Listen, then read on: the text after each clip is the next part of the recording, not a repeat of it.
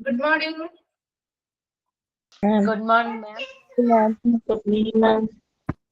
Good morning, ma'am. Good morning, ma'am. Good morning, ma'am.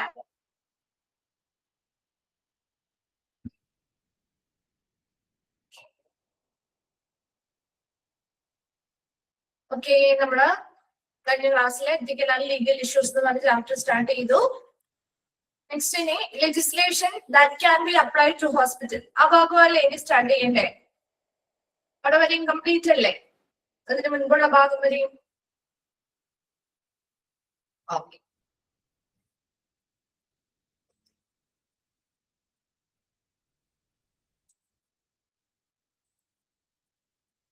Okay, ശരി. അപ്പൊ legislation that can be applied to hospital. ഒരു hospital അല്ലെങ്കിൽ ആശുപത്രിക്ക് ബാധകമായിട്ടുള്ള നിയമനിർമ്മാണങ്ങളാണ് കേട്ടോ. ഇനി നമ്മള് നിയമങ്ങളെ കുറിച്ചാണ് പഠിക്കുന്നത്, ആക്ടുകളെ കുറിച്ചാണ്.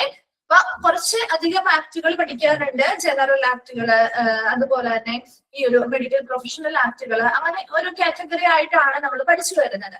അപ്പൊ അതില് ജനറൽ ആക്ടില് കുറച്ച് എണ്ണമുണ്ട്. അത് പൊതുവായിട്ട് പറയുന്നതാണ് കേട്ടോ.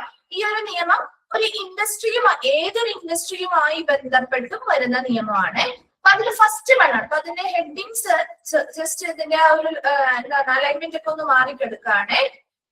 പേജ് നമ്പർ ആരെങ്കിലും ഒന്ന് പേജ് നമ്പർ പറഞ്ഞു കൊടുത്ത് 38 ആണ് വിസിറ്റലുകൾ. അപ്പൊ നോക്കിയേ, ജനറൽ ആക്ട് എന്നുള്ളതിന്റെ കീഴിൽ വരുന്ന ഹെഡിങ്ങുകളാണ് കേട്ടോ. Industrial dispute act, minimum wages act മുതലായിട്ടുള്ളവ. അപ്പൊ ആ ജനറൽ ആക്ട് എന്ന് പറഞ്ഞ ഒരു ഹെഡിങ് ആണ്. അപ്പൊ അതിൽ ഉൾപ്പെടുന്നവയാണ് ഇത് എന്നൊന്ന് മനസ്സിലാക്കി വെക്കണോട്ടോ. അതിന്റെ അലൈൻമെന്റ് ഒക്കെ ഒന്ന് മാറിക്കിടണം. നിങ്ങളിൽ കറക്റ്റ് ആണോ എന്ന് അറിയില്ല. ഓക്കെ ആണെങ്കിൽ അല്ലെങ്കിൽ ഒന്ന് മനസ്സിലാക്കി തിരുത്തി വെക്കാം കേട്ടോ. ജനറൽ ആക്ടുകളുടെ കീഴിൽ വരുന്നതാണ് കേട്ടോ. അപ്പൊ അതിൽ ഫസ്റ്റ് വണ്ണാണ്, ജനറൽ ആക്ടിലെ ഫസ്റ്റ് വണ്ണാണ് നമ്മൾ പഠിക്കാൻ പോകുന്നത്, ഇൻഡസ്ട്രിയൽ ഡിസ്പ്യൂട്ട് ആക്ട് 1947. അപ്പൊ ഇതില് ആ ആക്ട് എന്താണ്, അത് ഏത് വർഷമാണ് അത് രൂപീകൃതമായിട്ടുള്ളത് അല്ലെങ്കിൽ നിലവിൽ വന്നിട്ടുള്ളത് എന്ന് മനസ്സിലാക്കണം. ആ വർഷം നിർബന്ധമായിട്ട് പഠിക്കണം കേട്ടോ, ചോദിക്കാറുള്ളതാണ്. അതുപോലെ ഇപ്പൊ അതുമായി ബന്ധപ്പെട്ട് ഇതിന്റെ ആണെങ്കിൽ ഒബ്ജക്റ്റീവ്സ് സാധാരണയായിട്ട് ചോദിക്കാറുണ്ട്. അതുപോലെ എത്ര നമ്പർ ഓഫ് എംപ്ലോയീസിൽ കൂടുതലാവുമ്പോഴാണ് ഇത് നമുക്ക് ആപ്ലിക്കബിൾ ആയിട്ടുള്ളത്, അതും ചോദിക്കാറുണ്ട് കേട്ടോ. അപ്പോ ഇൻഡസ്ട്രിയൽ ഡിസ്പ്യൂട്ട് ആക്ട് 1947, അതായത് വ്യാവസായിക തർക്ക നിയമം. കേട്ടിട്ടുണ്ടോ ഈ ഒരു നിയമം? കേട്ടിട്ടുണ്ടോ? എവിടെയെങ്കിലും പരിചയമുണ്ടോ ഇൻഡസ്ട്രിയൽ ഡിസ്പ്യൂട്ട് ആക്ട്? ഇല്ല അല്ലെ? അപ്പൊ നമ്മളിവിടെ ഒരു ഹോസ്പിറ്റൽ എന്ന് പറയുന്നത് ഒരു ഇൻഡസ്ട്രിയുടെ ഭാഗമാണ് അല്ലെ? ഹോസ്പിറ്റൽ എന്ന് പറയുന്നത് ഒരു ഇൻഡസ്ട്രിയുടെ കീഴിൽ വരുന്നതല്ലേ? അപ്പൊ അതുകൊണ്ട് തന്നെ ഹോസ്പിറ്റലിലും ഈ പറയുന്ന നിയമങ്ങൾ ബാധകമാണ്. ഇൻഡസ്ട്രിയൽ ഡിസ്പ്യൂട്ട് ആക്ട് എന്ന് പറഞ്ഞാല് മലയാളത്തിൽ അതിന് വ്യാവസായിക തർക്ക നിയമം എന്ന് പറയും. ഇവിടെ ഇൻഡസ്ട്രിയൽ ഡിസ്പ്യൂട്ട് എന്ന് പറഞ്ഞാൽ നമുക്ക് മനസ്സിലായി തർക്കമാണ് അല്ലെ? അപ്പൊ ആരൊക്കെ തമ്മിലുള്ള തർക്കമായിരിക്കും? ഒരു ഇൻഡസ്ട്രി, ഇപ്പൊ ഒരു ഹോസ്പിറ്റൽ എന്ന നിലയിൽ നിങ്ങൾ എടുക്കണ്ട, ഒരു ഇൻഡസ്ട്രി എന്ന നിലയിൽ, ഒരു ഫാക്ടറി അല്ലെങ്കിൽ ഒരു വ്യവസായം എന്ന നിലയിൽ അവിടെ ആരൊക്കെ തമ്മിൽ ഡിസ്പ്യൂട്ട് എന്ന് പറഞ്ഞ തർക്കമാണ് കേട്ടോ. അപ്പൊ അവര് തമ്മിലോ അല്ലെങ്കിൽ ഒരു അഭിപ്രായ വ്യത്യാസം എന്നൊക്കെ നമുക്ക് പറയും. അപ്പൊ അവിടെ ആരൊക്കെ തമ്മിലുള്ള തർക്കം അല്ലെങ്കിൽ അഭിപ്രായ വ്യത്യാസമായിരിക്കും? കമ്പനിയുടെ, അതായത് എംപ്ലോയേഴ്സ് തമ്മിലുള്ളവയാവാം, അല്ലെങ്കിൽ എംപ്ലോയീസ് തമ്മിലുള്ളവയാവാം. അപ്പൊ എംപ്ലോയേഴ്സിനിടയിലോ അല്ലെങ്കിൽ എംപ്ലോയേഴ്സും എംപ്ലോയീസും തമ്മിലോ ഒക്കെ, അല്ലെങ്കിൽ എംപ്ലോയീസിനിടയിൽ ഉണ്ടാവുന്ന തർക്കങ്ങളെ അല്ലെങ്കിൽ അഭിപ്രായ വ്യത്യാസങ്ങളെയാണ് നമ്മൾ ഇൻഡസ്ട്രിയൽ ഡിസ്പ്യൂട്ട് അല്ലെങ്കിൽ തർക്കം അല്ലെങ്കിൽ വ്യാവസായിക തർക്കം എന്നതുകൊണ്ട് ഉദ്ദേശിക്കുന്നത്. അപ്പൊ ഇവിടെ ഇൻഡസ്ട്രിയൽ ഡിസ്പ്യൂട്ട് അല്ലെങ്കിൽ ഇത്തരത്തിലുള്ള തർക്കം ഉണ്ടാവാനായിട്ട് എന്തിനെ ബേസ് ചെയ്തായിരിക്കും അല്ലെങ്കിൽ എന്തിന്റെ ബേസിസിലായിരിക്കും അവിടെ അവർക്കൊരു തർക്കം ഉണ്ടാവാം? ഇവിടെ അത് എന്തിനെ ബേസ് ചെയ്തിട്ടായിരിക്കും?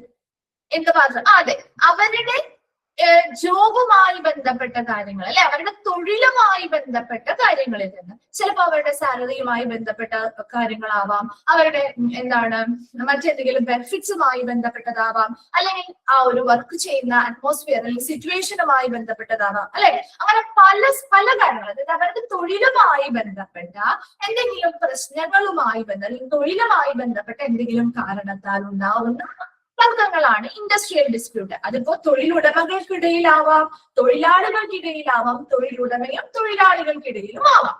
അത്തരത്തിലുണ്ടാവുന്ന അഭിപ്രായ വ്യത്യാസങ്ങളെ അല്ലെങ്കിൽ തർക്കങ്ങളെയാണ് നമ്മൾ ഇൻഡസ്ട്രിയൽ ഡിസ്പ്യൂട്ട് എന്ന് പറയുന്നത്. അപ്പൊ ഈ ഒരു ആക്ട് എന്തിനു വേണ്ടിയായിരിക്കും? എല്ലാ ആക്ടും ഏതെങ്കിലും ഒരു പ്രശ്നത്തെ അല്ലെങ്കിൽ നല്ല രീതിയിൽ മുന്നോട്ട് കൊണ്ടുപോകുന്നതിന് വേണ്ടിയാവുമല്ലോ. അപ്പൊ ഇത്തരം തർക്കങ്ങൾ ഉണ്ടാവാതിരിക്കാനും അത്തരം ഇൻഡസ്ട്രിയൽ ഡിസ്പ്യൂട്ടുകൾ ഉണ്ടായാൽ അതിനെ ശരിയായ രീതിയിൽ പരിഹരിക്കുന്നതിന് വേണ്ടിയിട്ടുമാണ് ഇൻഡസ്ട്രിയൽ ഡിസ്പ്യൂട്ട് ആക്ട് എന്ന് പറയുന്നത്. അപ്പൊ നമ്മുടെ ഹോസ്പിറ്റലിൽ ഒരു ഇൻഡസ്ട്രി അല്ലെങ്കിൽ വ്യവസായത്തിന്റെ കീഴിൽ വരുന്നത് കൊണ്ട് തന്നെ ഹോസ്പിറ്റലിലും ഈ ഒരു നിയമം ബാധകമായിരിക്കും. ഓക്കെ, അപ്പൊ ഇൻഡസ്ട്രിയൽ ഡിസ്പ്യൂട്ട് ആക്ട് 1947 എന്ന് പറഞ്ഞാൽ ഇതിന് കുറേ പോയിന്റുകൾ ഒന്നും കൊടുത്തിട്ടില്ല കേട്ടോ, ഡീറ്റെയിൽ ആയിട്ട് ഒന്നും പറയുന്നില്ല. ഫസ്റ്റ് 2 പോയിന്റ്സ് നോക്കാം. Hospital come under the term industry, അല്ലെ? ഹോസ്പിറ്റൽ എന്ന് പറയുന്നത് ഇൻഡസ്ട്രി അല്ലെങ്കിൽ ആ ഒരു ഇൻഡസ്ട്രിയുടെ കീഴിൽ വരുന്നതായതുകൊണ്ട് തന്നെ ഹോസ്പിറ്റലിലും ഈ ഒരു നിയമം ബാധകമാണ്. സെക്കൻഡ് പോയിന്റ് പറയുന്നത് can be applied when number of employees greater than 50. ഈ ഒരു നിയമം അവിടെ ബാധകമാകണം അല്ലെങ്കിൽ പ്രയോഗത്തിൽ കൊണ്ടുവരാനായിട്ട് ജീവനക്കാരുടെ എണ്ണം എത്രത്തിൽ കൂടുതൽ ഉണ്ടായിരിക്കണം? 50 പേരിൽ കൂടുതൽ ഉണ്ടെങ്കിൽ നമുക്ക് ഈ ഒരു നിയമം അവിടെ പ്രയോഗിക്കാവുന്നതാണ്. ദെൻ ഇതിന്റെ ഈ ഒരു നിയമത്തിന്റെ പ്രധാനപ്പെട്ട 2 ഒബ്ജക്റ്റീവ് ആണ്. ഇത് ഈ ഒരു നിയമം എന്ന് പറഞ്ഞാൽ ഇത്ര മാത്രമേ ഉള്ളൂ കേട്ടോ. അവിടെ എന്താണ് നമ്മുടെ നിലവിൽ നമ്മുടെ ഇന്ത്യയിൽ ഉള്ള ഒരു നിയമമാണ്. അത് ഇൻഡസ്ട്രിയൽ ഡിസ്പ്യൂട്ട്, അതായത് എംപ്ലോയീസ് അല്ലെങ്കിൽ എംപ്ലോയേഴ്സും തമ്മിലൊക്കെയുള്ള ഇത്തരത്തിലുള്ള ഡിസ്പ്യൂട്ട് അല്ലെങ്കിൽ തർക്കങ്ങളെയൊക്കെ പരിഹരിക്കുന്നതിന് വേണ്ടിയിട്ടും അതുപോലെ തന്നെ അവിടെ വർക്കേഴ്സിന്റെയൊക്കെ റൈറ്റ്സ് അല്ലെങ്കിൽ അവകാശങ്ങൾ പ്രൊട്ടക്ട് ചെയ്യുന്നതിന് വേണ്ടിയിട്ടൊക്കെയാണ് ഈ ഒരു നിയമം നിലവിൽ വന്നിരിക്കുന്നത്. ഈ നിയമത്തിന്റെ പ്രധാനപ്പെട്ട 2 ഒബ്ജക്റ്റീവ്സ് അത് ചോദിക്കാറുള്ളതാണ് കേട്ടോ. ഫസ്റ്റ് വൺ ആണ് secure industrial peace and harmony. എന്താണ്? വ്യാവസായിക സമാധാനവും ഐക്യവും ഉറപ്പാക്കുക. നമുക്കറിയാം നമ്മുടെ വീട്ടിലാണെങ്കിലും അങ്ങോട്ടും ഇങ്ങോട്ടും തർക്കമോ അല്ലെങ്കിൽ എന്തെങ്കിലുമൊക്കെ അഭിപ്രായ വ്യത്യാസങ്ങൾ ഉണ്ടെങ്കിൽ അവിടെ ഒരു സമാധാനവും ഐക്യം ഉണ്ടാവോ? ഒരു സ്ഥാപനത്തിലാണെങ്കിലും അവിടുത്തെ എംപ്ലോയീസും തമ്മിൽ അല്ലെങ്കിൽ എംപ്ലോയേഴ്സ് തൊഴിലാളികളും തൊഴിലുടമകളും തമ്മിൽ ഒരു പ്രശ്നം ഉണ്ടെങ്കിൽ അല്ലെങ്കിൽ അവർ തമ്മിൽ അഭിപ്രായ വ്യത്യാസം ഉണ്ടെങ്കിൽ അവിടെ ഒരു ഹാർമണി അല്ലെങ്കിൽ ഒരു സമാധാനമൊന്നും ഉണ്ടാവില്ല, അല്ലെ? അപ്പൊ അത്തരത്തിലുള്ള പ്രശ്നങ്ങളൊക്കെ നീക്കി ആ ഒരു വ്യവസായത്തില് ഒരു സമാധാനവും ഐക്യവും ഉറപ്പാക്കുക അല്ലെങ്കിൽ കൊണ്ടുവരിക എന്നതാണ് ഈ ഒരു നിയമത്തിന്റെ ഒന്നാമത്തെ ഒബ്ജക്റ്റീവ്. രണ്ടാമത്തെ objective settlement of industrial dispute. ഇത്തരത്തിലുണ്ടാവുന്ന ഇൻഡസ്ട്രിയൽ ഡിസ്പ്യൂട്ട് അല്ലെങ്കിൽ വ്യാവസായിക തർക്കങ്ങളുടെ പരിഹാരം. ഈ 2 ഒബ്ജക്റ്റീവ്സ് ചോദിക്കാറുണ്ട്. ഈ ഇൻഡസ്ട്രിയൽ ഡിസ്പ്യൂട്ട് ആക്ടിന്റെ 2 ഒബ്ജക്റ്റീവ്സ് ആണ് secure industrial peace and harmony, വ്യാവസായിക പരമായിട്ടുള്ള സമാധാനവും ഐക്യവും ഉറപ്പാക്കുക. അതുപോലെ രണ്ടാമത്തത് സെറ്റിൽമെന്റ് ഓഫ് ഇൻഡസ്ട്രിയൽ ഡിസ്പ്യൂട്ട്, ഇത്തരത്തിലുള്ള വ്യാവസായിക തർക്കങ്ങളുടെ പരിഹാരവും കണ്ടെത്തുക. ക്ലിയർ ആണോ ഈ നിയമം? ആക്ട് ക്ലിയർ ആയോ? ഇൻഡസ്ട്രിയൽ ഡിസ്പ്യൂട്ട് ആക്ട് 1947 കേട്ടോ. ഡീറ്റെയിൽ ആയിട്ട് ഒന്നും പഠിക്കണ്ട, ഇത് മാത്രം മതി കേട്ടോ. ഇതിലുള്ള കാര്യങ്ങൾ മാത്രം വ്യക്തമായിട്ട് പഠിച്ചു വെക്കേ. ഒന്ന് വേഗം വായിച്ചു നോക്കി ആ ഒരു ആക്ട്. അതിനുശേഷം നമുക്ക് അടുത്തത് പറയാം.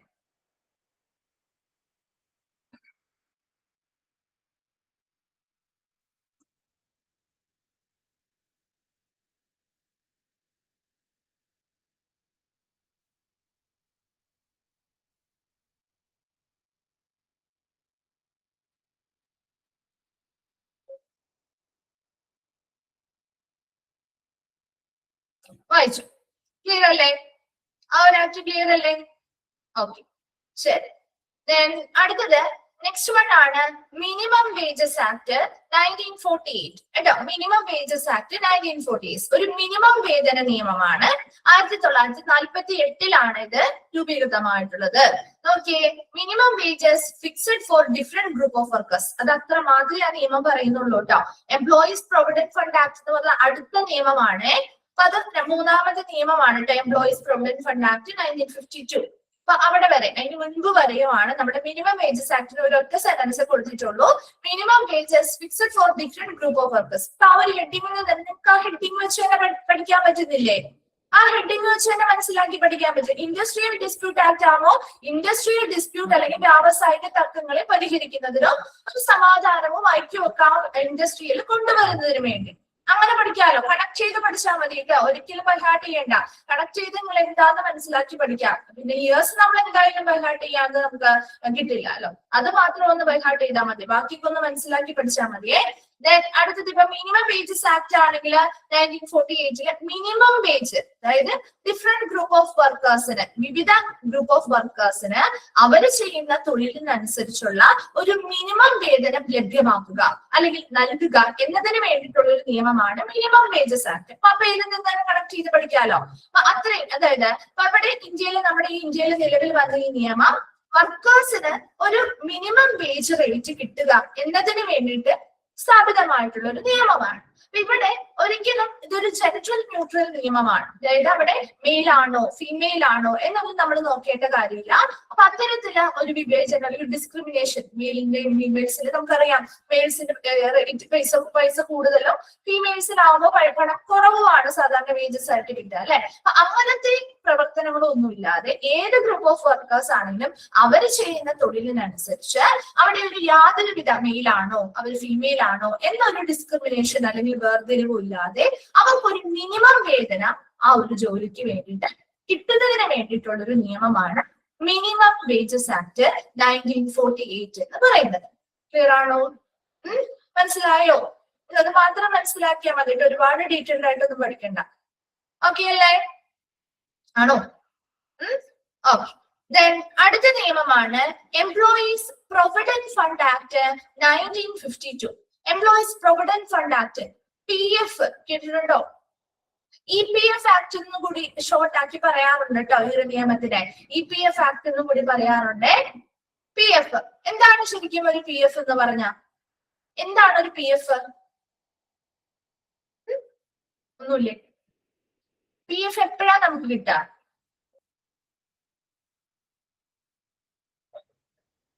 എന്താണ്? ഒരു റിപ്ലൈ ഇല്ലല്ലോ, കേട്ട് പരിചയം അത്. റിട്ടയർമെന്റ് ബെനിഫിറ്റ് ആണ് അല്ലേ? നമുക്ക് എംപ്ലോയീസിന് കിട്ടുന്ന റിട്ടയർമെന്റ് ബെനിഫിറ്റ് അല്ലേ? ആണോ? ഇത് ശരിക്കും ഒരു ഫിനാൻഷ്യൽ സെക്യൂരിറ്റിയാണ് നമുക്ക് തരുന്നത് അല്ലെ? ഒരു ഫിനാൻഷ്യൽ സെക്യൂരിറ്റി ആണ് തരുന്നത് അല്ലെ? ഇത് സമ്പാദ്യമാണ്. അപ്പൊ നമുക്ക് റിട്ടയർമെന്റിന്റെ സമയത്ത് ഒരു ഫിനാൻഷ്യൽ സെക്യൂരിറ്റി ആയിരുന്നു, അത് റിട്ടയർമെന്റിന്റെ സമയത്ത് നമുക്ക് എന്ത് ചെയ്യും? നൽകും അല്ലെ? അപ്പൊ ഇവിടെ എപ്പോഴാണ് നമ്മൾ വിരമിക്കുന്നത് ആ സമയത്ത് നമുക്ക് കിട്ടും. അപ്പൊ ഇവിടെ ഒരു PF എന്ന് പറഞ്ഞാല് ശരിക്കും അവിടെ എംപ്ലോയീസും കോൺട്രിബ്യൂട്ട് ചെയ്യുന്നുണ്ട് ഇല്ലേ? അപ്പൊ തൊഴിലാളിയുടെ നമ്മളൊരു എംപ്ലോയർ ആണെങ്കിൽ അല്ലെങ്കിൽ എംപ്ലോയി ആണെങ്കിൽ നമ്മുടെ സാലറിയിൽ നിന്ന് ഒരു എമൗണ്ട് എല്ലാ മാസവും കട്ട് ചെയ്യില്ലേ? PF-ലേക്ക് കട്ട് ചെയ്യോ? അല്ലാതെ വെറുതെ അല്ലല്ലോ നമുക്ക് തരുന്നത്, അല്ല അല്ലെ? നമ്മുടെ സാലറിയിൽ നിന്ന് ഒരു നിശ്ചിത തുക കട്ട് ചെയ്യും. അതേ ഈക്വൽ എമൗണ്ട് തന്നെ നമ്മുടെ എംപ്ലോയേഴ്സും ഇതിലേക്ക് കോൺട്രിബ്യൂട്ട് ചെയ്യും. മനസ്സിലായോ? നമ്മുടെ സാലറിയുടെ ഒരു 5%ഓ 50%ഓ ആണ് കട്ട് ചെയ്യുന്നതെങ്കിൽ അതേ എമൗണ്ട് തന്നെ ഈക്വൽ എമൗണ്ട് എംപ്ലോയേഴ്സും ഇതിലേക്ക് കോൺട്രിബ്യൂട്ട് ചെയ്യും, തൊഴിലുടമകളും കോൺട്രിബ്യൂട്ട് ചെയ്യും. അപ്പൊ രണ്ടുപേരും ഈക്വൽ കോൺട്രിബ്യൂഷൻ ആണ് കേട്ടോ. And credit the fund regularly with the government. ഗവൺമെന്റിലേക്ക് ഇത് എന്ത് ചെയ്യുന്നു? ക്രെഡിറ്റ് ചെയ്യുന്നു. അത് റെഗുലർ ആയിട്ട് പതിവായി തന്നെ എല്ലാ മാസവും അത് ക്രെഡിറ്റ് ചെയ്യുന്നുണ്ട്. അതിനുശേഷം റിട്ടയർമെന്റ് സമയത്ത് ഒരു ഫിനാൻഷ്യൽ സെക്യൂരിറ്റി ആയിട്ട് നമുക്ക് ഇത് തിരികെ ലഭിക്കുകയാണ് ചെയ്യാം. Then can be applied when number of employees greater than 20. എന്താ ഇവിടെ ഈ ഒരു PF അതായത് EPF act, employees provident fund act നമുക്കിവിടെ പ്രാവർത്തികമാക്കണം അല്ലെങ്കിൽ പ്രയോഗത്തിൽ കൊണ്ടുവരണമെങ്കിൽ ഗ്രേറ്റർ ദാൻ എംപ്ലോയീസ് എത്രയായിരിക്കണം? 20 അതിൽ കൂടുതലോ എംപ്ലോയീസ് ഉണ്ടെങ്കിൽ നമുക്ക് അതവിടെ പ്രയോഗത്തിൽ കൊണ്ടുവരാവുന്നതാണ്. ആ non compliance is punishable by imprisonment. ഇത്തരത്തില് കൃത്യമായ നിയമങ്ങൾ, ഈ പറയുന്ന നിയമങ്ങൾ അവർ പാലിച്ചില്ല എങ്കിൽ എന്ത് ചെയ്യാം? ഈ നിയമത്തിൽ പറയുന്ന വ്യവസ്ഥകളൊന്നും പാലിച്ചില്ല എങ്കിൽ പണിഷ്മെന്റ് അല്ലെ? പണിഷബിൾ ബൈ ഇംപ്രിസൺമെന്റ് അല്ലെ? എന്താണ്? നമുക്ക് ശിക്ഷകൾ കാര്യങ്ങളൊക്കെ ലഭിക്കാനായിട്ടുള്ള സാധ്യതകളും ഉണ്ടായിരിക്കും. അപ്പൊ എംപ്ലോയീസ് പ്രൊവിഡന്റ് ഫണ്ട് ആക്ട് 1952 1952 അപ്പൊ അത് കാണാതെ പോകരുത് കേട്ടോ. ഈ മിനിമം വേജസ് ആക്ടിന് കീഴിൽ വരുന്നതല്ലാട്ടോ അത് മൂന്നാമത്തെ ഒരു ആക്ട് ആണ്. അപ്പൊ ഇതിനുള്ളിൽ വരുന്നതാണെന്ന് വിചാരിച്ച് ചിലർ അത് നോക്കൂല കേട്ടോ. അപ്പൊ അത് എംപ്ലോയി പ്രൊവിഡന്റ് ഫണ്ട് ആക്ട് 1952 അടുത്ത നിയമമാണ് കേട്ടോ. Then employer is needed to retrieve from its employees at stipulated rates, donate an equal amount as employer's share and credit fund regularly with the government. So then the Employees Provident Fund Act employees എന്ത് ചെയ്യുന്നു? നമ്മുടെ എംപ്ലോയീസിൽ നിന്നും അവരുടെ സാലറിയിൽ നിന്നും ഒരു stipulated റേറ്റിൽ ഒരു നിശ്ചിത നിരക്കില് പണം എന്ത് ചെയ്യും, തിരിച്ചു പിടിക്കുകയും അതേ ഈക്വൽ എമൗണ്ട് എംപ്ലോയേഴ്സും കൂടി ഈ ഒരു ഫണ്ടിലേക്ക് പതിവായിട്ട് തന്നെ ഈ ഗവൺമെന്റ് ഫണ്ടിലേക്ക് ക്രെഡിറ്റ് ചെയ്ത് കൊടുക്കുകയാണ് ചെയ്യുക. അപ്പൊ ഈ ഒരു നിയമം നമുക്ക് 20 എംപ്ലോയീസിൽ കൂടുതലുണ്ടെങ്കിൽ ആ സ്ഥാപനത്തിൽ പ്രയോഗിക്കാവുന്നതാണ്. ഇത്തരത്തില് ആ സ്ഥാപനത്തിൽ ശരിയായ രീതിയിൽ നിയമങ്ങൾ അനുസരിച്ചില്ല എങ്കിൽ തടവ് ശിക്ഷ വരെയും ലഭിക്കാവുന്ന കുറ്റമായിരുന്നു ഇത്. ഒന്ന് വായിച്ചു നോക്കിയത് മിനിമം വേജസ് ആക്ട് പറഞ്ഞു, എംപ്ലോയീസ് പ്രൊവിഡന്റ് ഫണ്ട് ആക്ടും പറഞ്ഞു. അത് രണ്ടും ഒന്ന് വായിക്കാം കേട്ടോ.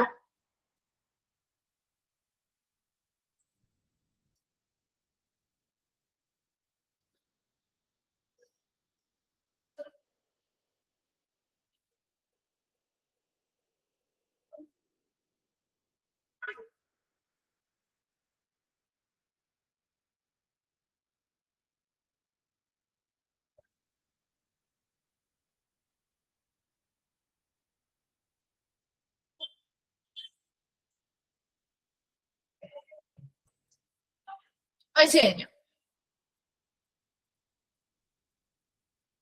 വായിച്ചു. ക്ലിയർ അല്ലേ? ഓക്കെ അല്ലേ? ഓക്കെ, ശരി. നെക്സ്റ്റ് വൺ ആണ് payment of bonus act 1965. Non compliance എന്ന് പറഞ്ഞാൽ അനുസരിക്കാതിരിക്കുക അല്ലെങ്കിൽ പാലിക്കാതിരിക്കുക കേട്ടോ.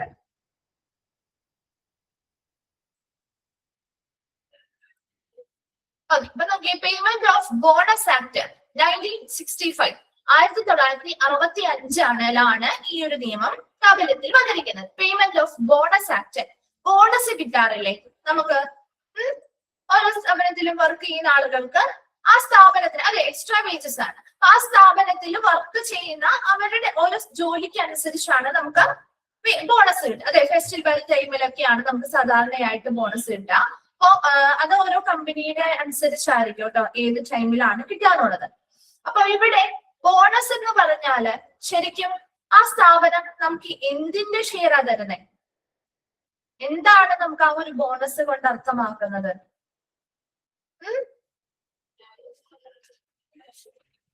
എന്തിനെ ബേസ് ചെയ്തിട്ടാവുന്ന ഒരു കമ്പനി നമുക്ക് ബോണസ് തരാം?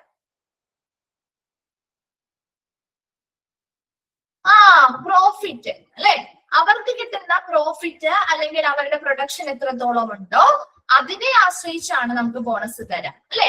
അപ്പൊ ബോണസ് നമ്മുടെ സാധാരണയായിട്ട് നമ്മൾ കാൽക്കുലേറ്റ് ചെയ്യുന്നത് നമ്മുടെ ഒരു അക്കൗണ്ടിങ് ഇയറിലെ നമ്മുടെ സാലറിയും വേജസ് ഒക്കെ എങ്ങനെയാണോ അതിനനുസരിച്ച് ഇത്ര പെർസെന്റേജ് ബോണസ് കൊടുക്കാം എന്ന രീതിയിലാണ് സാധാരണ ഫിക്സ് ചെയ്യാറ്. അപ്പൊ അതിനനുസരിച്ച് പലർക്കും പല റേറ്റ് ആയിരിക്കും, പല സ്ഥാപനങ്ങളിലും പല ഇതിലായിരിക്കും എമൗണ്ട് ആയിരിക്കും ബോണസ് ആയിട്ട്. അതായത് നമ്മുടെ ഒരു ആനുവൽ ഇയർ അക്കൗണ്ടിങ് ഇയറിലുള്ള നമ്മുടെ ആ ഒരു വേജ് അല്ലെങ്കിൽ സാലറി ഒക്കെ നോക്കിയിട്ട് അതിനനുസരിച്ച് ആ ഒരു എംപ്ലോയീസിന് എന്ത് ചെയ്യുന്നു, ബോണസ് കൊടുക്കുന്നു. അപ്പൊ അവിടെ ആ ഒരു പ്രോഫിറ്റ് അവർക്ക് എത്ര കിട്ടിയിട്ടുണ്ട് അല്ലെങ്കിൽ അവരുടെ പ്രൊഡക്ഷൻ എത്രത്തോളം നന്നായി. നമുക്കറിയാം ഏതൊരു സ്ഥാപനത്തിലും നല്ല പ്രൊഡക്ഷൻ അല്ലെങ്കിൽ നല്ല പ്രോഫിറ്റ് ഉണ്ടാവണമെങ്കിൽ അവിടെ ആര് നല്ലോണം ഹാർഡ് വർക്ക് ചെയ്തിട്ടുണ്ട്? ആര് നല്ലോണം ഹാർഡ് വർക്ക് ചെയ്തിട്ടുണ്ട്? ആരാ നല്ലോണം ഹാർഡ് വർക്ക് ചെയ്തിരിക്കുന്നത്? അവിടുത്തെ എംപ്ലോയീസ് അല്ലെ? അവിടുത്തെ തൊഴിലാളികൾ നല്ലോണം ഹാർഡ് വർക്ക് ചെയ്ത് നല്ല രീതിയിൽ പ്രവർത്തിച്ചത് കൊണ്ടാണ് അത്രയും പ്രോഫിറ്റ് അല്ലെങ്കിൽ അത്രയും പ്രൊഡക്ഷൻ അവിടെ നടന്നിട്ടുള്ളത്. അപ്പൊ അതിന്റെ ഒരു ഷെയർ ആണ് ശരിക്കും ഇവർക്ക് ബോണസ് എന്ന രീതിയിൽ നമ്മുടെ ആ ഒരു ഓരോ വർഷത്തിലും ബോണസ് ആയിട്ട് ഇവർക്ക് കൊടുക്കുന്നത്. അപ്പൊ അത് ആ ഒരു പ്രോഫിറ്റ് അല്ലെങ്കിൽ ആ ഒരു പ്രൊഡക്ഷൻ എത്രത്തോളം തന്നിട്ടുണ്ടോ അതിനെ ബേസ് ചെയ്തിട്ടാണ് നമ്മൾ ബോണസ് പേ ചെയ്യുക. അതൊരു അക്കൗണ്ടിങ് ഇയറിൽ അവരുടെ ആ ഒരു സാലറി അല്ലെങ്കിൽ വേജ് എത്രയാണോ അതിനെ ബേസ് ചെയ്തിട്ട് അതിന്റെ ഇത്ര പെർസെന്റേജ് ആയിട്ട് അങ്ങനെ കാൽക്കുലേറ്റ് ചെയ്താണ് സാധാരണ ബോണസ് കൊടുക്കാൻ.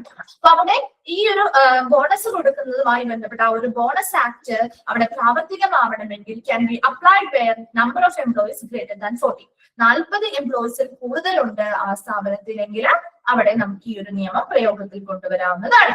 And charitable or non profitable hospital are spared. അപ്പൊ ചാരിറ്റബിൾ ആയിട്ടുള്ള അല്ലെങ്കിൽ നോൺ പ്രോഫിറ്റബിൾ ആയിട്ടുള്ള ഹോസ്പിറ്റൽ ഒക്കെ ഉണ്ടാവും അല്ലെ? ലാഭേച്ഛയില്ലാത്ത അല്ലെങ്കിൽ പ്രോഫിറ്റ് ഒന്നും വേണമെന്ന് ആഗ്രഹിക്കാത്ത അല്ലാതെ ചാരിറ്റി പ്രവർത്തനങ്ങൾ വേണ്ടി നടത്തുന്ന ഹോസ്പിറ്റലുകളുണ്ട്. അവയൊക്കെ ഇതിൽ നിന്ന് ഒഴിവാക്കിയിട്ടുണ്ട്. കാരണം എന്താ? അവർക്ക് അങ്ങനെ ഒരു പ്രോഫിറ്റ് ഓറിയന്റഡ് ആയിട്ടല്ല അവർ പ്രവർത്തിക്കുന്നത് അല്ലെ? അപ്പൊ അവർക്ക് ഒരു പ്രോഫിറ്റോ അല്ലെങ്കിൽ പ്രൊഡക്ഷനോ അല്ല അവരുടെ മെയിൻ ആയിട്ടുള്ള മാനദണ്ഡം. അപ്പൊ അതുകൊണ്ട് തന്നെ അവർക്ക് ഇതിൽ നിന്ന് ബോണസ് കൊടുക്കാൻ പറ്റുമോ? സേവനമാണ്, ശരിയാണ്, സർവീസ് ആണ് അല്ലെ. അപ്പൊ അവിടെ ആ ഒരു സേവനവുമായി ബന്ധപ്പെട്ടവർക്ക് ബോണസ് കൊടുക്കാൻ പറ്റില്ലല്ലോ. അപ്പൊ അതുകൊണ്ട് തന്നെ ആ അത്തരത്തിലുള്ള ചാരിറ്റബിൾ അല്ലെങ്കിൽ നോൺ പ്രോഫിറ്റബിൾ ആയിട്ടുള്ള ഹോസ്പിറ്റലൊക്കെ ഇതിൽ നിന്ന് ഒഴിവാക്കിയിട്ടുണ്ട്. അല്ലാത്ത പ്രോഫിറ്റബിൾ ആയിട്ടുള്ള ഹോസ്പിറ്റലുകളെല്ലാം ഈ ഒരു നിയമം 40 എംപ്ലോയീസിൽ കൂടുതലാണെങ്കിൽ ഈ നിയമം പ്രായോഗികമാക്കാവുന്നതാണ്. വേഗം ഒന്ന് വായിച്ചു നോക്കിയേ. Payment of bonus act 1965.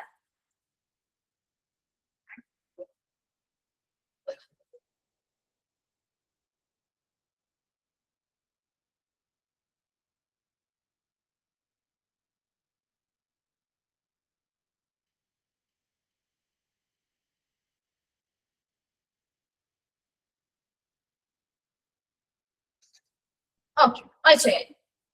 Clear അല്ലേ? ഓരോ ആക്ടും നിങ്ങളൊന്ന് മനസ്സിലാക്കി പഠിച്ചു പോണേ. പിന്നീട് വായിക്കുമ്പോ അല്ലെങ്കിൽ ഇവിടെ എല്ലാ കാര്യങ്ങളും എല്ലാ പോയിന്റ്സും ഒന്നുമില്ല, ജസ്റ്റ് നിങ്ങൾക്ക് മനസ്സിലാവാൻ വേണ്ടിയിട്ട് മിസ് അത് പറഞ്ഞു തരുന്നതാണ് കേട്ടോ. അപ്പൊ അതൊന്ന് മനസ്സിലാക്കിയിട്ട് പോണോ കേട്ടോ ഓരോന്നും. ഓക്കെ, നെക്സ്റ്റ് വൺ ആണ് പേയ്മെന്റ് ഓഫ് EPF ആക്ട് ഇല്ലയോ?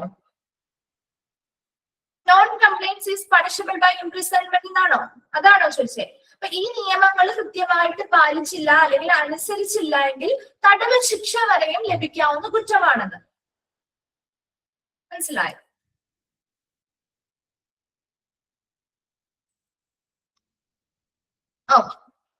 Payment of gratuity act 1972. എന്താണ് ഗ്രാറ്റുവിറ്റി? ക്ഷാമബത്ത കേട്ടിട്ടുണ്ടോ? ഓക്കെ, ക്ഷാമബത്ത കേട്ടിട്ടുണ്ടോ? ഗ്രാറ്റുവിറ്റി അല്ലെങ്കിൽ ക്ഷാമബദ്ധ. ഇത് പേയ്മെന്റ് ഓഫ് ഗ്രാറ്റുവിറ്റി ആക്ട് 1972 എന്ന് പറയുന്നത്. ഈ ഗ്രാറ്റുവിറ്റി നമുക്ക് എപ്പോഴാണ് കിട്ടാം? ഗ്രാറ്റുവിറ്റി നമുക്ക് എപ്പോഴാണ് കിട്ടുന്നത്? റിട്ടയർമെന്റ് സമയത്താണ് കേട്ടോ. ആണോ? മിസ് പറഞ്ഞ അങ്ങനെ തന്നെ അല്ലെ. ഗ്രാറ്റുവിറ്റി എന്ന് പറയുന്നത് നമുക്ക് റിട്ടയർമെന്റ് ബെനിഫിറ്റ് ആയിട്ട് തന്നെ കിട്ടുന്നതാണ്.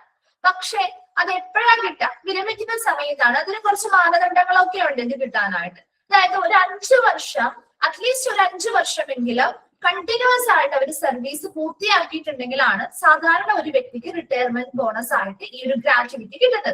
മനസ്സിലാവുന്നോ? ആ ഒരു വർഷം ചോദിക്കാറുണ്ട് കേട്ടോ. കണ്ടിന്യൂസ് ആയിട്ട് എത്ര വർഷം വർക്ക് ചെയ്യണം? എത്ര വർഷം സർവീസ് വേണം? മിനിമം അറ്റ്ലീസ്റ്റ് ഒരു 5 വർഷമെങ്കിലും സർവീസ് ഉണ്ടെങ്കിലാണ് ഈ ഗ്രാറ്റുവിറ്റിക്ക് അവർക്ക് അപേക്ഷിക്കാനായിട്ട് സാധിക്കുള്ളൂ. ഇനി ഇപ്പൊ ചിലര് 5 വർഷം പൂർത്തിയാക്കാതെ ചിലപ്പോ മരണപ്പെട്ടു പോയിട്ടുണ്ടാവാം അല്ലെ. അപ്പൊ ഡെത്ത് കേസുകളാണെങ്കിൽ അവിടെ ഡെത്തിന്റെ കേസ് ആണെങ്കിൽ അവിടെ 1 വർഷത്തെ നോക്കുള്ളൂ. മനസ്സിലാവുന്നുണ്ടോ? മരണപ്പെട്ടു പോയ വ്യക്തികളാണെങ്കിൽ 1 വർഷമായിരിക്കും. അതല്ലെങ്കിൽ അറ്റ്ലീസ്റ്റ് 5 years എങ്കിലും സർവീസ് കംപ്ലീറ്റ് ചെയ്തിരിക്കണം. ആ വർഷം മാറിപ്പോകരുത് കേട്ടോ. അത് ചോദിക്കാറുള്ള ക്വസ്റ്റ്യൻ ആണ്. Okay, gratuity is payable to employees at 15 days pay for every completed year of service at the time of his or her superannuation or death. അപ്പൊ ഇവിടെ ഗ്രാറ്റുവിറ്റി നമുക്ക് കിട്ടുന്നത് ഒന്നില്ലെങ്കിൽ അവരുടെ സൂപ്പറാനുവേഷൻ എന്ന് പറയുന്നത് എന്താണ്? അവരുടെ വിരമിക്കൽ സമയത്ത്, അതായത് നമ്മുടെ റിട്ടയർമെന്റ് സമയത്ത്, ഒന്നില്ലെങ്കിൽ അവരുടെ വിരമിക്കൽ സമയത്താവാം, അല്ലെങ്കിൽ അവരുടെ മരണവുമായി ബന്ധപ്പെട്ടാവാം. അപ്പൊ നമുക്ക് ചിലവര് റിട്ടയർമെന്റിന് മുൻപായിട്ട് തന്നെ സർവീസ് ലഭിക്കുമ്പോൾ മരണപ്പെടാറുണ്ടല്ലോ.